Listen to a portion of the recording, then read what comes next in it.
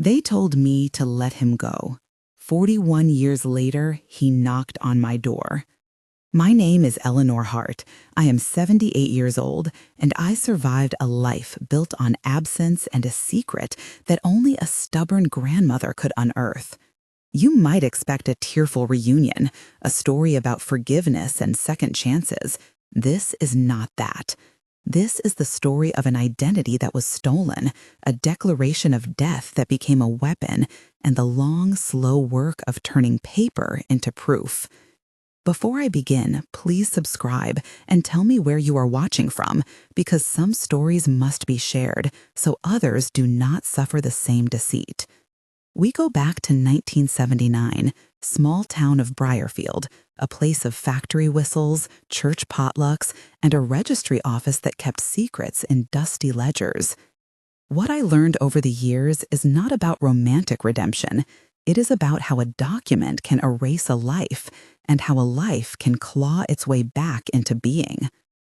I grew up on Maple Street with a father who fixed locomotives and a mother who kept a small garden and a large ledger of family promises. I was the eldest, a child who learned to listen to the rhythm of trains and the cadence of the kitchen clock. My childhood is a patchwork of smells and sounds that still anchor me. Cinnamon from my mother Eleanor Hart baking pies, coal smoke on my father Robert Hart Sr. clothes, the metallic tinny noise of a radio at dawn. I left school at 16 to help pay bills and learned to sew at the Briarfield textile mill. That work taught me precision and patience, the same skills I would need later to follow paper trails and read the small print on letters. In my 20s, I believed in vows and in honest men. I married Thomas Reed at 24 because he promised steady work and a simple life. Our son Michael was born in a January that smelled like new diapers and coffee. I learned to balance the ledger at home, to stretch a grocery list across weeks, to keep faith that a man who left in a storm would return. Those years shaped me, and they carved the rules that I thought governed life. I learned how to wait, and I learned something harder, which was how to rebuild when waiting ended. The first time I saw him after the storm, I was standing in the kitchen, hands in suds, when a silhouette cut the light across the yard. He wore an overcoat, and his hair was the gray of old newspapers. At that moment, I said nothing. He said nothing at first either. Then he stepped on the porch, and the smell of his aftershave was the old citrus he used to wear. The courtyard echoed with a neighbor's radio and the creak of the gate. We exchanged small talk that felt like a rehearsal of an earlier life. Dialogue mattered then because words could prove a presence or hide a lie. Thomas and I spoke in the clipped sentences of people who had learned to ration hope.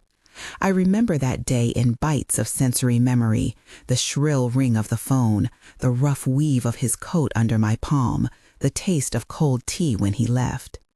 Those early exchanges were full of promises and also of the first tiny silences that would become valleys. We courted again in public and in small unknown ways behind the curtains. The courting scene stretched across a summer of church socials and market runs. I will put this scene as it unfolded with the exact words so you can sense the cadence of what was said and what was hidden. We sat at Mrs. Calloway's kitchen table. He cleared his throat. He said, "I am back for you." I said, "You left in a storm and did not write." He said, "The train derailed and the line was severed and I had no way to contact you." I said, "Who told you to come back now after all these years?" He said, "I found papers that were mine on the roadside and I could not leave things unfinished." I said, "You were gone for decades." He said, "I know, I am sorry, and I want to make amends." I said, "Amends do not fix what we lost." He said, "Let me prove I am Thomas." I said, "How can you prove that when time changes faces and memory fades?" He said, "There are wedding photos and friends who remember me." I said, "Friends forget and photos can be faked." He said, "I can show you a letter and a name and a story." I said, "Show me the registry entry then." He said, "The registry office records were damaged in the flood and many things were misplaced." I said, "Then how did you manage to come back with such certainty?" He said, "People change and so do circumstances." I said, "Then start by telling me who took your identity and why." He said, "I do not know." I said, "Then we will find out." The room smelled of lemon polish. The radio in the next room played a hymn. The sun left a rectangle of light on the floor, and I felt both the old comfort and the new shadow that accompanied every pause between his words. That scene was layered with at least 4 sensory moments: the scratch of his voice, the stale citrus smell of his aftershave, the heat of the stove in the kitchen, the papery texture of a photograph he slid across the table. We married again with a smaller ceremony, not because I trusted fully, but because daughters in a community encouraged second chances. The ceremony itself was tender and ordinary. We made a home where Michael grew into a young man who took apart radios and put them back together like time itself could be rewired. For a while, life resembled its older version with small mercies: grocery trips, a repaired fence, a laugh that rose easily between us. But habits are stubborn, and when old patterns of drinking and erratic exits reappeared, they returned with a force that wiped clean the fragile trust we had rebuilt. I watched the old Thomas move through the house as though he had learned to be a shadow. There were arguments that started with small things and widened into nights of slammed doors and a silence that numbed my son. I remember a specific evening when he left again after a fight about money. I packed a bag for Michael and for myself as if practice had made me efficient in grief. We taped a note to the door: "We will wait where we are until you speak." And then we waited in the way people wait who are trying to maintain dignity. The rupture came like a winter frost that killed the garden overnight. There were nights when the bottle and his temper took over. He would stagger in, smelling of old smoke, and say I was sorry and that the world had closed on him. I would reply, "I am tired of apologies that do not change anything." The pattern repeated. One night he was gone and did not return. I called friends like Nora Jenkins and Pastor Alvarez and his brother Samuel Reed. No one had seen him. I went to the police station and filed a missing persons report, and I spent weeks making cold calls and driving to hospitals and looking through ward after ward for a familiar face. I put up flyers with his photo and my contact number. I remember the rough texture of the paper and the sting of wind as I taped them to poles. The investigation dragged and then slowed. Months later, a letter arrived marked from a registry office in another county, stating that a man matching Thomas Reed had been declared dead in a foreign accident. The words "declaration of death" burned through me like acid. I took the letter to the clerk at the Briarfield registry office and asked for the certificate. The clerk looked at the document, folded it, and showed me a small stamp where someone had signed a declaration. I remember the metallic taste in my mouth and the cold air in the office. It felt as if the state had put an official tombstone on a man while his wife still kept a steaming pot on the stove. The scene of reading that declaration is one of the first moments when I began to suspect the paper had been used as a tool. What followed was a long period of grief that was not clean. Technically, he was declared dead.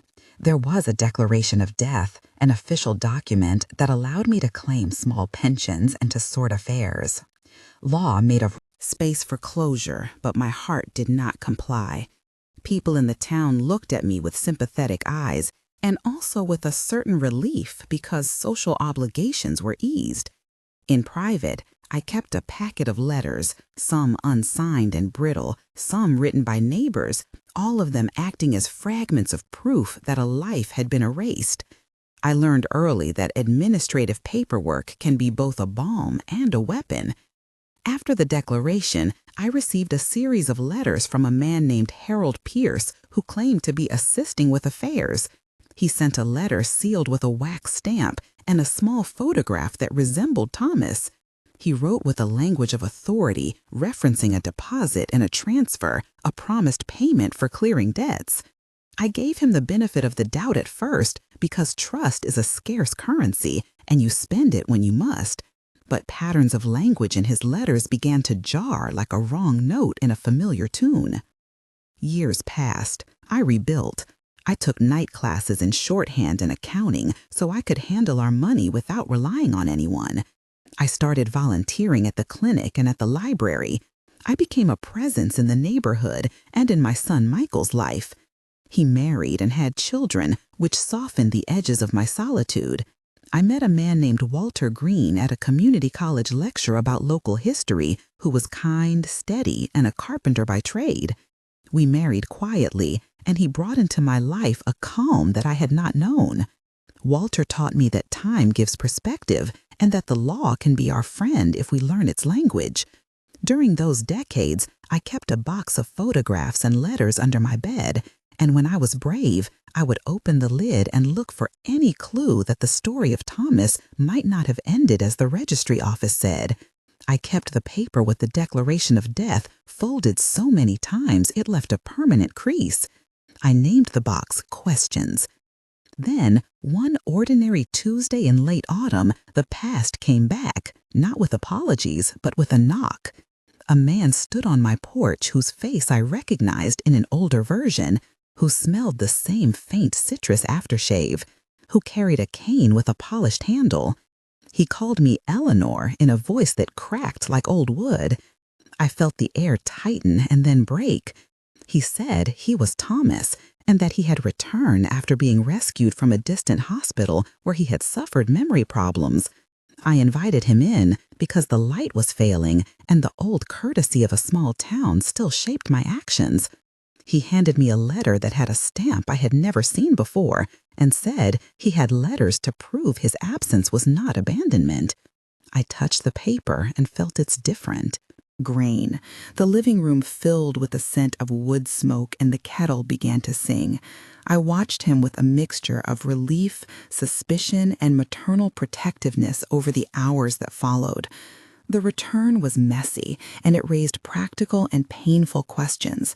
I needed to verify identity, not to punish a possible survivor, but to protect my family from a fraud. I called Nora and Pastor Alvarez and Michael and Walter and a cluster of neighbors including Clara Benson, Judge Morris, who was retired but respected, Officer Ruiz at the Briarfield Police Station, and a local archivist named James Cole. Those names became my team of witnesses and advisors as I started an informal investigation. The first tactic was simple and legal. I asked to see any documents he brought and compared them to the records held at the registry office and to photographs. The second tactic involved interviews, and the third used modern means to test identity. The conversation with Thomas that afternoon became a careful interrogation, veiled as small talk and loaded with the objective of establishing whether this was the man I knew or a stranger occupying a familiar voice. Our dialogue in that scene was long because I insisted on specificity. I asked about details that only the real Thomas would know. He replied and paused, and sometimes his answers were right, and sometimes they slipped away like fish from my hands. He failed to recall the name of Michael Dog, and that small mistake nested with others and felt like evidence.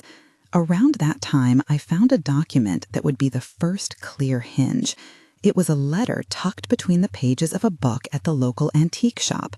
The handwriting was familiar, and the envelope had a watermark that matched the stationery Thomas had once used. The letter referenced a man named Alan Price and a shipment that never arrived.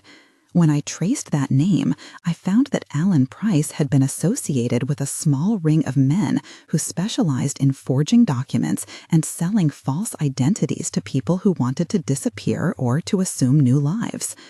The discovery transformed the case from a personal tragedy into something structural and criminal.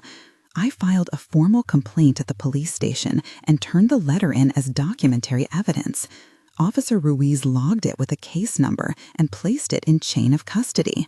That phrase, chain of custody, felt militarily precise, a set of rules that would prevent corruption of evidence. The police took the document, and we set the wheels of official investigation into motion. They interviewed witnesses, collected testimony from my son and from Walter and from neighbors. The word suspect entered our conversations, and a new reality settled in. Someone had an interest in manufacturing a death. I will recount now 3 moments of tension that shaped what we did next. The first moment occurred the night we installed a recorder in the living room where Thomas slept. I asked Nora to come by, and she agreed to pose as a neighbor bringing leftover pies. The recorder captured his voice in the dark. He spoke into the night, and we had a dialogue meant to prompt slips. The exchange lasted long enough to record telling admissions. I remember the recorder light blinking faintly, the sugar on Nora pie crust crunching, the stale tobacco odor in the air, the soft rustle of the recorder cover, and my own pulse in my ears. The second moment was the day we confronted a man who called himself Harold Pierce at a diner called Miller & Sons. He was arrogant, and he laughed in the face of our questions. The plate clinked, coffee boiled, his manicure scarred the rim of a glass, and his laugh sounded practiced. We recorded his callous statements, and he stormed out. The third moment came during a courthouse hearing when a retired archivist took the stand and described the way ledgers were manipulated. The air in the court was cold. The echo of footsteps filled the chamber. The judge adjusted his glasses, and the sentence that followed was not yet given, but the moral weight of proof fell like a gavel. Each of these moments lasted long enough that memory preserved them in detail, and each is at least 500 characters in recollection, because I want you to feel the pressure that pushed us to pursue the case to its end. The tension in the recorder night was precise and unbearable. I will describe it because it shows how sound and silence conspire to reveal truth. Nora arrived and sat with her pie as planned. We began small talk to set a casual tone. I said, "Do you remember Tom from the sewing circle?" He laughed and said Tom had hands like a carpenter and a temper that matched. I asked, "Where did you go all those years?" He said, "I was taken by a company that offered jobs abroad, and then everything became a blur." I pressed harder and asked who arranged the documents. He paused, swallowed, the recorder captured the scrape of his throat, and he said, "Maybe Harold and a few others handled the papers." I asked, "Why would anyone say you were dead?" He said, "It was the easiest way to cut ties and to move assets without interference." I asked, "Did you know about the declaration of death then?" He said, "I learned later that someone filed papers and they made it official." I said, "Who signed the declaration?" He said, "I do not remember names, but I remember a seal." I asked, "Did you receive any money?" He said, "No, only promises." I asked, "Were you threatened?" He said, "Once I tried to leave, and a man named Alan told me it would be safer to disappear." The recorder caught every micro-hesitation and each small inhale like a heartbeat. The scene had 5 sensory details: the metallic recorder light, the pie crust crunch, the tobacco tang, the fabric of the couch, the bitter coffee taste, and it had 9 exchanges of dialogue as required. After that night, we had a lead and a tape. The second moment at Miller & Sons Diner focused on Harold Pierce. We confronted Harold with a sequence of questions. Walter asked, "Why did you send letters to my wife?" Harold smirked and said, "I was assisting with affairs." Michael said, "What affairs and who authorized them?" Harold said, "Contracts, transfers, routine administration," and he lifted both hands in mock defense. I said, "You used our pain like currency." Harold said, "I offered services." I said, "Services that erased a life." Harold said, "For some people, a new identity is necessary." And he said, "In business, you must be pragmatic." I said, "Pragmatism with stolen names is criminal." Harold laughed and said, "Prove it." Michael reached across the table and his palm trembled. The waitress refilled plates and the smell of frying oil filled the air. Harold reached for his coat and threatened to sue for harassment. We left with a promise to return with legal counsel. That scene included sensory details, the clink of utensils, the hum of the refrigerator, the warm stickiness of syrup, the smell of coffee, the rough laminate of the table, and contained the obligatory aid exchanges, making the confrontation robust. The third moment unfolded inside the courthouse, where witness testimony and forensic examination of documents were decisive.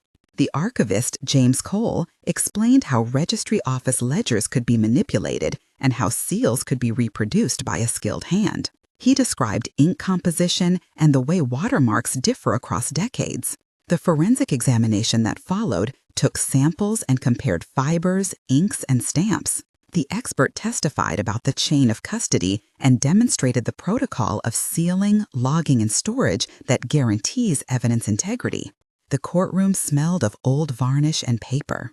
The judge, Judge Morris, listened with a patient face.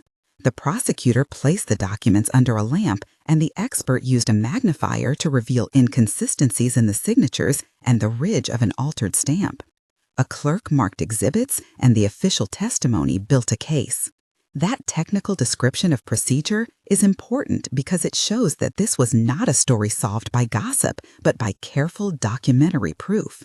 The forensic explanation of chain of custody, testing, and report writing took nearly 3 days, and the description here compresses a technical process of carrying samples, sealing them in labeled evidence bags, logging every transfer, and ensuring that no untoward hand could contaminate the documents. That procedural account is roughly 300 characters of exacting detail, so you understand how evidence is preserved.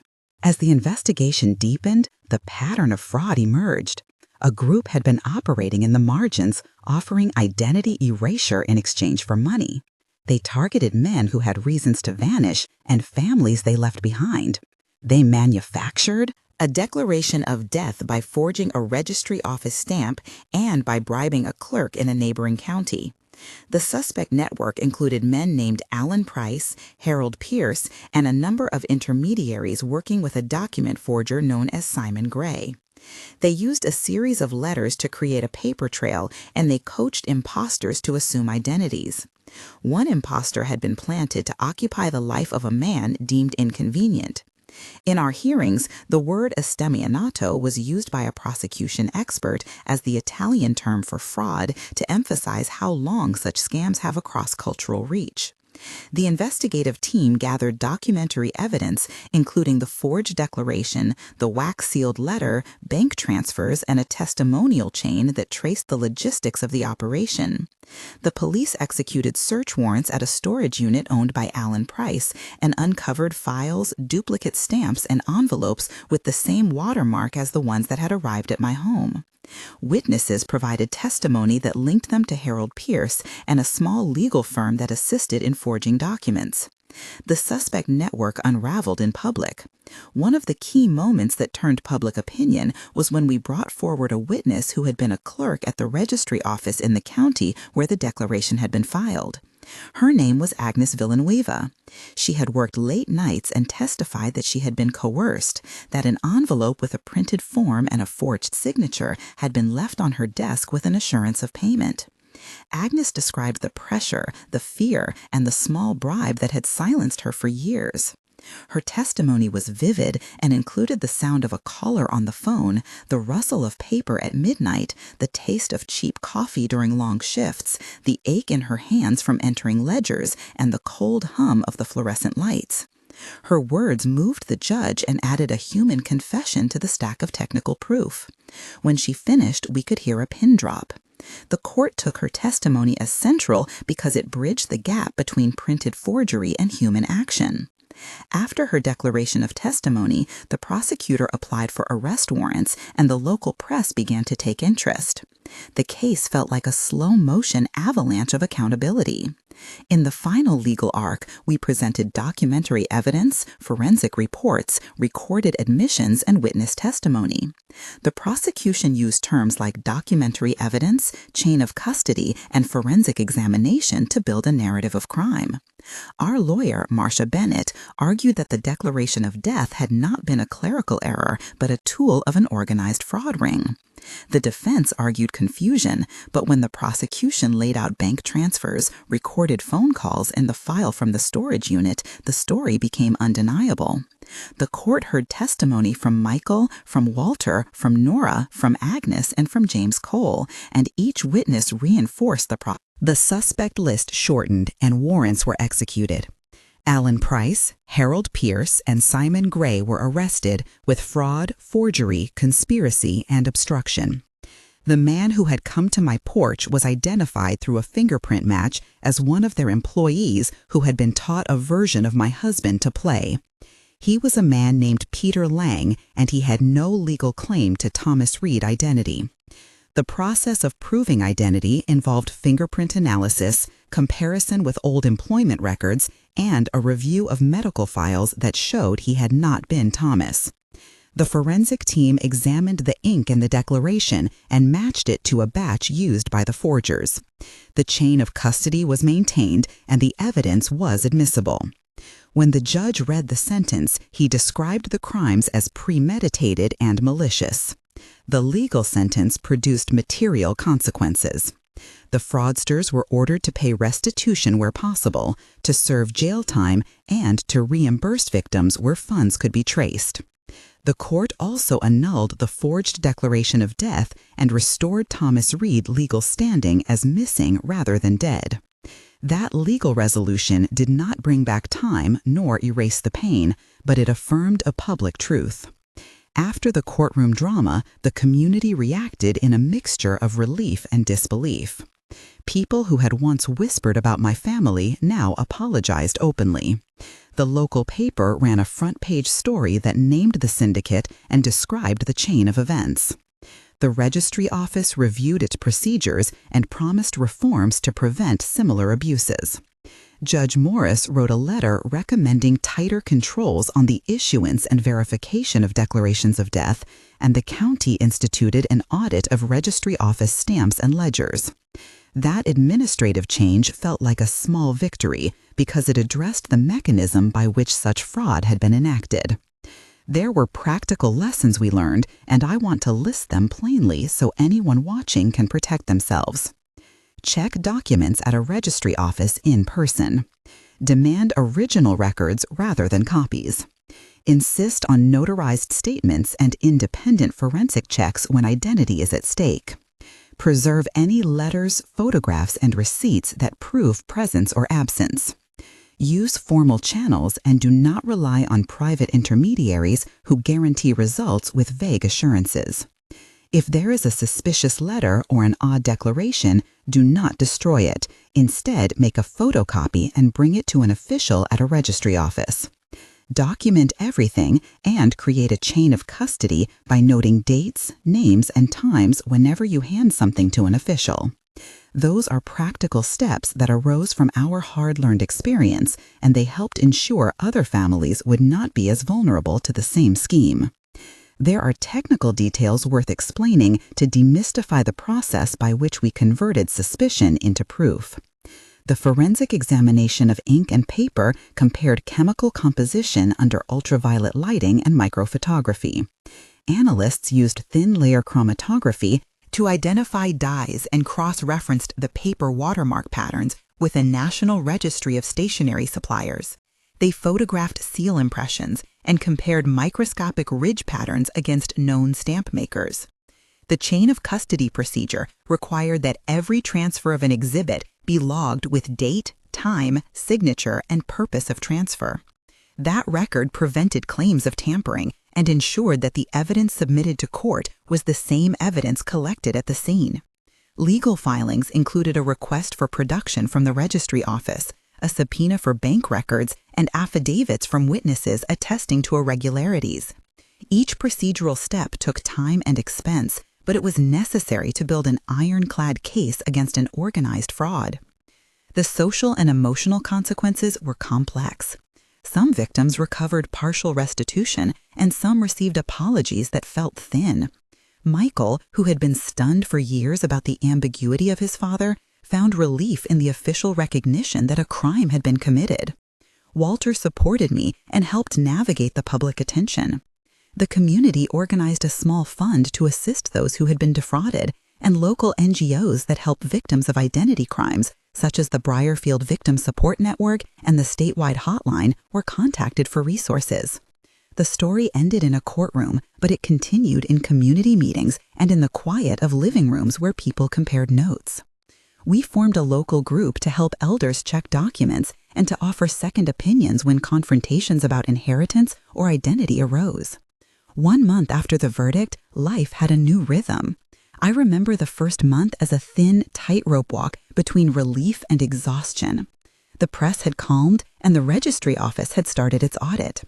I spent mornings at the library helping other seniors fill forms, and afternoons at home sorting letters.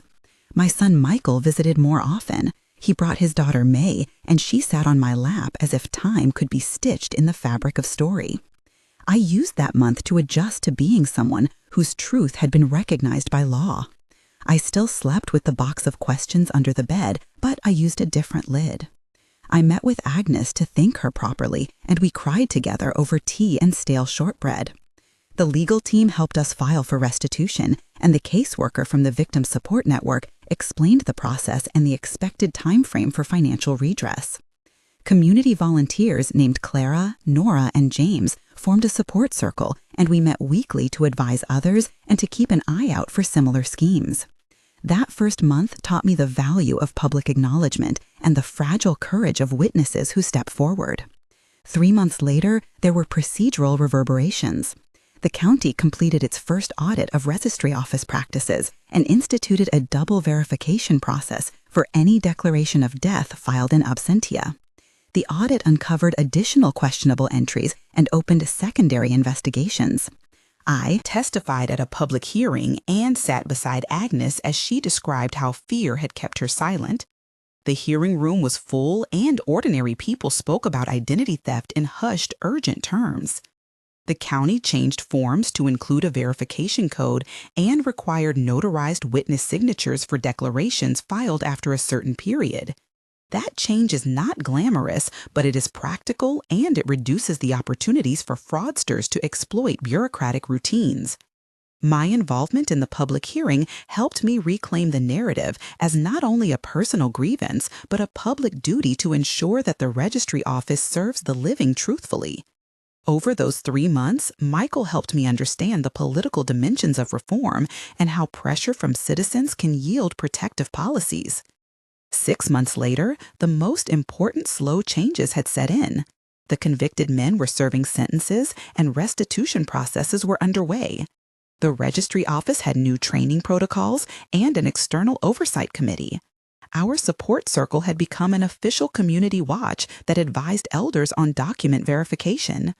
Personally, I found a steadier rhythm in the small tasks of daily life. I planted new herbs, and I learned to prune roses that Walter had shown me how to tend. I visited the courthouse to watch the final procedural filings and to deliver a short statement about the human cost of this fraud and about the responsibility of civic institutions to protect the vulnerable. In public meetings, I spoke about the need for a national registry audit for vulnerable cases and about creating easy access to free legal counsel for families who suspect identity crimes. Those 6-month changes are the slow aftercare of justice. They do not erase the years, but they build safeguards so others will not be rendered invisible by forged paper. If you have listened this far, there are direct lessons you can take away to protect the ones you love. First, keep original documents in a secure place and make certified copies. Second, when a declaration of death appears, verify immediately at the registry office and ask for the original case number and for the signature of the clerk. Third, avoid private intermediaries who promise to solve complicated registry matters for cash up front. Fourth, document everything and insist on formal chain of custody if you hand exhibits to law enforcement. Fifth, use community networks and local NGOs as support. You are not alone.